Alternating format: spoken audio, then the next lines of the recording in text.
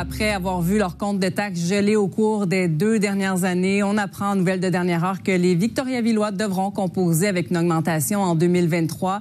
Les élus qui affirment toutefois avoir fait le maximum pour limiter l'impact sur le portefeuille. C'est Jean-François Dumas qui a les détails pour nous ce soir. La ville de Victoriaville adopte un budget de 110,5 millions de dollars pour 2023, comparativement à environ 95 millions en 2022. Et c'est un budget qui comprend une augmentation de taxes moyennes limitée à 3 %, tous secteurs confondus.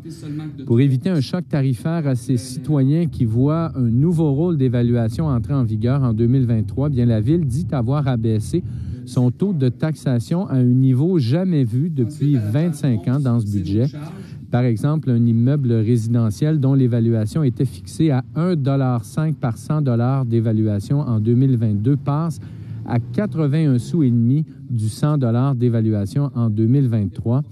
Le maire Antoine Tardy. Si on prend la maison moyenne à Victoriaville évaluée à 250 000 $, c'est une augmentation de 83 $ pour l'année 2023. Victoriaville est une ville en croissance. Les investissements vont bon train. Le marché immobilier va bon train. Et l'administration municipale a ce souci-là de ne pas refiler l'augmentation des dépenses aux contribuables. La ville fait évidemment, elle aussi, les frais de cette inflation, notamment avec l'augmentation des coûts en carburant.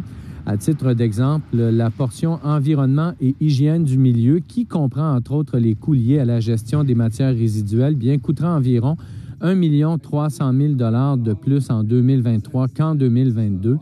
Le directeur général de la ville affirme d'ailleurs qu'une attention particulière a été portée pour réduire les dépenses ayant un faible impact sur les services à la population. Il y a différents mandats, par exemple, de planification à long terme qui ont été retranchés du budget en vue d'une préparation, par exemple, pour un projet à long terme. Bon, on a décidé de reporter à terme cette analyse-là.